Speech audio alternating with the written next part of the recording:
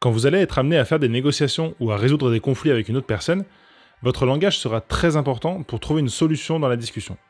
Et beaucoup d'entre vous m'écrivent en me disant que la négociation c'est facile pour toi Fred, tu fais ça depuis longtemps donc tu as des automatismes, des phrases que tu peux dire à chaque fois. Et c'est justement le but de cette vidéo. Je voudrais vous partager des phrases magiques que moi j'utilise dans mes négociations et qui permettent réellement de reformuler ce que pense l'autre, de valider ce qu'il dit, d'éventuellement le menacer s'il ne veut pas bouger. Je vous partage donc dans cette vidéo 11 phrases magiques que j'utilise régulièrement dans mes négociations et que vous pouvez appliquer dès aujourd'hui. Et bien entendu, en toute fin de vidéo, je vous donnerai ma phrase préférée, celle que j'adore utiliser en négociation parce qu'elle est vraiment extrêmement puissante.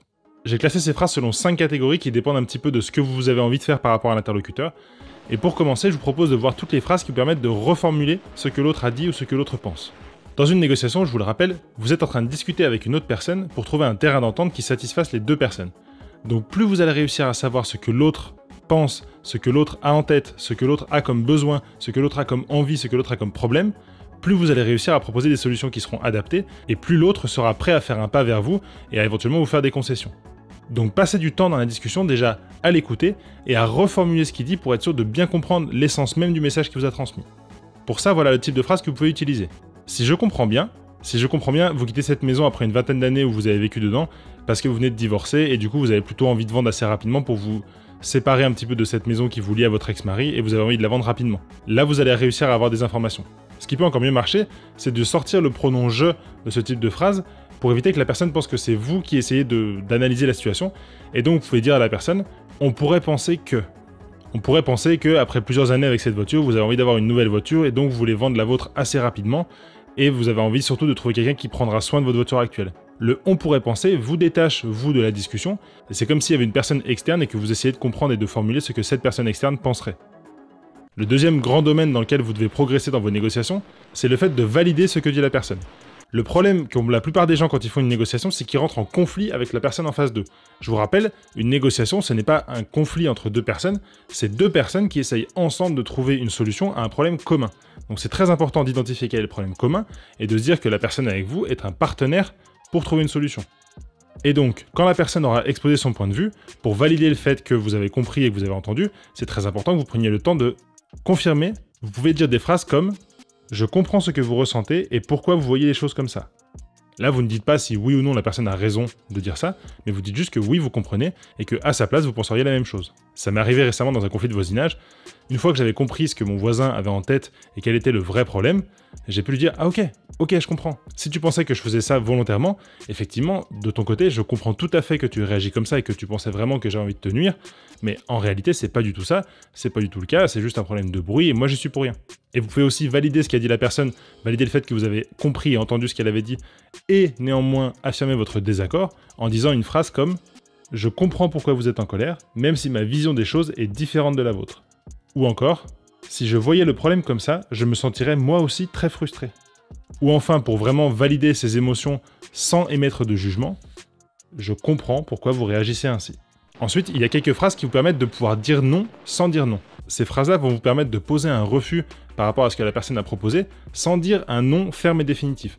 Même si le non est important dans une négociation et qu'il faut s'habituer à l'entendre parce que souvent, c'est au moment où il y a un non que vont démarrer les discussions, c'est important de réussir à dire non à la personne sans la brusquer. Et comme beaucoup de personnes ont du mal à entendre le non, le plus vous allez utiliser des phrases qui permettent de refuser quelque chose sans utiliser ce mot un petit peu tabou, le plus vous aurez de puissance dans la négociation.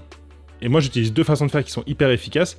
La première, elle nous vient de Chris Voss, le négociateur du FBI, qui explique de répéter et répéter et répéter en disant « Comment faire ? Comment faire pour accepter votre offre ? Comment faire pour accepter de venir faire une conférence gratuite dans votre école alors que je ne sais pas exactement qu'est-ce que moi ça va me rapporter ? Comment faire pour accepter de baisser mon prix alors que vous n'avez pas de proposition en échange ?» Le fait de reformuler ça en disant « Comment faire ?» va déjà donner le pouvoir à votre interlocuteur de proposer une solution. Et surtout, ça permet d'expliquer à votre interlocuteur que vous avez l'incapacité de dire oui. Et ça, je vous l'ai toujours dit, montrer son incapacité à dire oui dans une négociation, c'est hyper puissant. Si vous arrivez à expliquer à l'autre que vous adoreriez dire oui, mais que là vraiment, la proposition elle n'est pas assez bonne et vous pouvez juste pas. Soit parce que votre boss veut pas, soit parce que c'est trop difficile en termes de planning, soit parce que ça ne vous convient pas. Mais si vous arrivez à dire à l'autre, j'adorerais dire oui, mais là, avec votre offre, je peux pas dire oui, je suis désolé, ça peut vous donner beaucoup de poids. Et vous l'avez peut-être vu passer, mais la deuxième façon de dire ça à votre interlocuteur, c'est de dire « je suis désolé, mais ». Si vous commencez votre phrase en disant « je suis désolé, mais je ne peux pas accepter cette offre », je suis désolé mais je vais devoir sortir de cette discussion.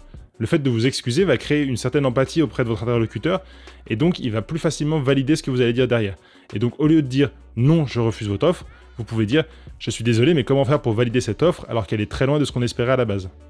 La quatrième grande famille de phrases que vous pouvez utiliser, c'est tout ce qui va concerner la menace. Alors, j'aime pas ce mot de menace parce que c'est comme si vous expliquez à votre interlocuteur qu'il va se passer quelque chose de mal s'il n'acceptait pas ou s'il n'avait pas de bonnes propositions. Mais l'objectif de ces phrases-là, ça va être d'expliquer à votre interlocuteur que vous êtes arrivé à une limite dans la discussion et que maintenant, s'il bouge pas, malheureusement, ça va bloquer et vous n'allez pas réussir à trouver un accord. Et donc, c'est très important d'avoir quelques phrases comme ça à sortir en cas de blocage. Et vous pourriez notamment dire: pourriez-vous me dire ce que vous feriez dans l'hypothèse où nous n'arriverions pas à un accord et vous n'auriez pas accès à ceci? Ou encore, si la personne vous explique qu'elle a un plan B ou une autre solution par rapport à ce que vous êtes en train de discuter, vous pouvez lui dire: quels sont les avantages du projet que nous négocions ensemble par rapport à votre plan B? Ou au contraire, quels sont les défauts de votre plan B par rapport à ce que nous négocions ensemble? Pour vraiment l'amener à trouver une solution avec vous. Et enfin, la dernière partie, avec la phrase magique que je voulais vous proposer, ça va vous permettre d'obtenir les limites de votre interlocuteur et quelles sont les choses dont lui il a besoin pour pouvoir accepter d'aller dans votre sens. Cette phrase magique, c'est de dire à votre interlocuteur sous quelles conditions seriez-vous prêt à accepter que. Un exemple dans la vie de tous les jours, j'ai un pote qui m'appelle pour me proposer un week-end avec des copains à Barcelone pour faire la fête. Si je vais voir ma copine en lui disant écoute, je vais aller faire la fête ce week-end et malheureusement, faut que tu t'occupes des enfants parce que moi j'y vais et je pars dans 2 jours et du coup, c'est sûr qu'elle va être très insatisfaite, qu'elle va m'en vouloir beaucoup de la laisser seule avec les 2 enfants et qu'elle ne va pas du tout valider le projet.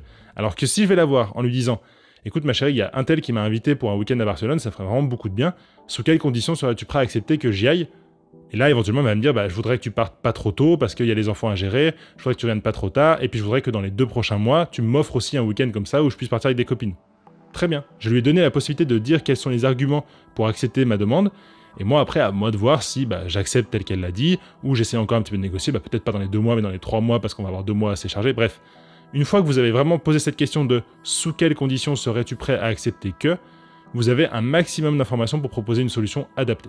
Voilà les phrases que je voulais vous partager aujourd'hui. J'espère que cette vidéo vous a plu. Si vous voulez voir comment je les applique dans une vraie négociation en temps réel, je vous invite à aller voir cette vidéo où je me suis filmé en train de négocier avec mon opérateur téléphonique et je vous dévoile toute ma méthode de négociation.